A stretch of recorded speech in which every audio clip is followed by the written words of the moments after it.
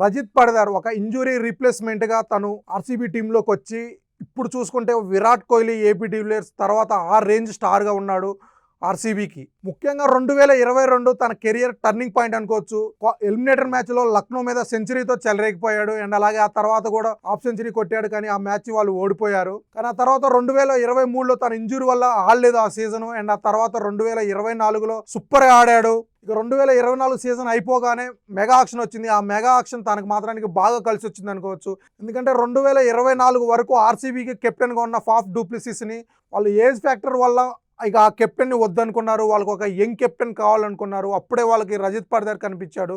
రజిత్ పడిదార్ని వాళ్ళు నమ్మి కెప్టెన్సీ ఇచ్చారు. అక్కడి నుంచి తన లైఫ్ తిరిగిపోయింది. లాస్ట్ సీజన్ చూసుకుంటే మిడిల్ ఆర్డర్లో వచ్చి సూపర్గా ఆడాడు. 1-2 మ్యాచ్లు ఆడకపోయినా 300+ రన్స్ కొట్టాడు. కెప్టెన్గా ఫస్ట్ సీజన్లోనే 18 ఏళ్ల తర్వాత ఆర్సీబీ కప్పు గెలవాలనే డ్రీమ్ని తను ఫుల్ఫిల్ చేశాడు.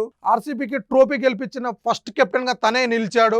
అండ్ ఈ సీజన్ చూసుకుంటే తనకి ఆకాశమే అద్దుగా చెలరేగిపోతున్నాడు అనుకోవచ్చు. ఇప్పటివరకు ఈ సీజన్లో 4 హాఫ్ సెంచరీతో 446+ రన్స్ కొట్టాడు. సూపర్గా ఆడుతున్నాడు. నిన్న ఇన్నింగ్స్ అయితే ఒక ఐపీఎల్ హిస్టరీలోనే హైలైట్ ఇన్నింగ్స్ అనుకోవచ్చు. ప్లే ఆఫ్ 33 బాలకే 93 రన్స్ కొట్టాడు. అందులో 9 సిక్స్లు ఉన్నాయి. లాస్ట్ డెత్ ఓవర్స్ అయితే చెలరేగిపోయాడు.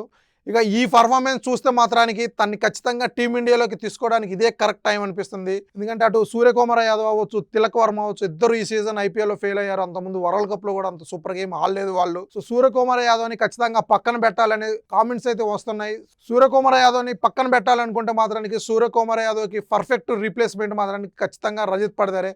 ఎందుకంటే సూర్యకుమార్ యాదవ్ లాగే తను కూడా హిట్టింగ్ చేయగలడు. అండ్ అలాగే సూర్యకుమార్ యాదవ్ లాగే తను కూడా కెప్టెన్ మెటీరియల్. 2026లో ఏషియన్ గేమ్స్ జరుగుతాయి. అండ్ అలాగే 2028లో చూసుకుంటే వరల్డ్ కప్ ఉంది. దాంతోపాటు ఒలింపిక్స్ ఉన్నాయి. ఒలింపిక్స్లో ఈసారి క్రికెట్ ఆడుతున్నారు. ఖచ్చితంగా T20స్లో మాత్రానికి ఈ 3 నెక్స్ట్ గోల్స్ 2026 ఏషియన్ గేమ్స్ అవ్వచ్చు, 2028లో T20 వరల్డ్ కప్ అండ్ అలాగే ఒలింపిక్స్.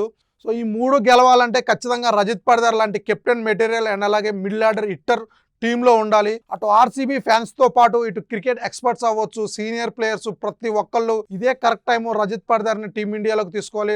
రజిత్ పడిదార్ని టీమిండియాలోకి తీసుకోకపోతే మాత్రానికి అది టీమిండియాకే లాస్ అనేలా వాళ్ళు పోస్టులు పెడుతున్నారు. చూడాలి మరి. ఇప్పటివరకు అయితే ఇంతవరకు రజిత్ పడిదార్ని లాస్ట్ సీజన్ ఎంత బాగా ఆడినా, 2022లో ఎంత బాగా ఆడినా తనైతే టీమిండియాలోకి తీసుకోలేదు. కానీ ఈసారి మాత్రానికి ఖచ్చితంగా టీమిండియాలోకి తీసుకోవాల్సింది అనే కామెంట్స్ వస్తున్నాయి. చూడాలి మరి. గౌతమ్ గంభీర్ అండ్ అలాగే అజిత్ అగర్కర్ రజిత్ పడిదార్కి ఛాన్స్ ఇస్తారా లేదా?